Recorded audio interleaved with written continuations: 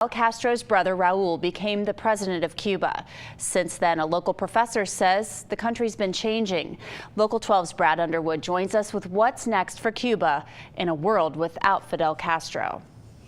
Well, Anjanette, he was loved and hated by Cubans, feared and respected by them too.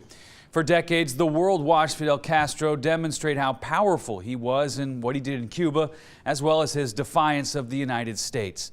With Castro gone and the country opening more doors to the U.S., one Xavier Dean says he's hopeful for a Cuban comeback. Will be fought in the capital. You can be sure. Fidel Castro once said history will absolve him.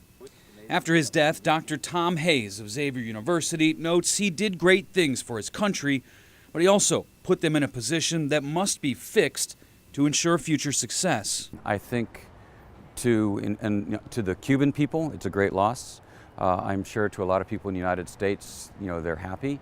But, more than anything, I hope this helps open up better relationships with the Cuban government and the Cuban people, and develops more trade, and because the Cuban people need it. Dr. Hayes has taken groups of Xavier students to the island and so far has experienced great dialogue with Cubans about their country and the direction they want their government to go. The people of Cuba, as much as they love the guy, definitely suffered from that standpoint. But at the same time, how it was portrayed to the Cuban people is that the United States were the ones that were the cause of their pain, not Fidel himself. And it's because of our blockade. So there's two sides.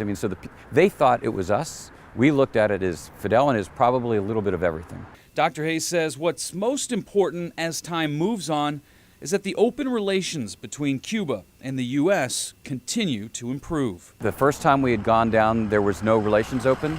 The second time we had an embassy.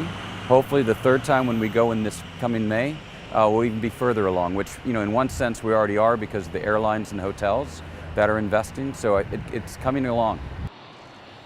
Now in Cuba right now, the country is under a 9-day mourning period for Castro. All public activities and shows will be halted per the order of the Cuban Council of State. Anjanette.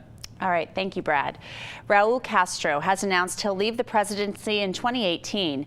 Vice President Miguel Diaz-Canel will succeed him and continue the path to better relations with the United States.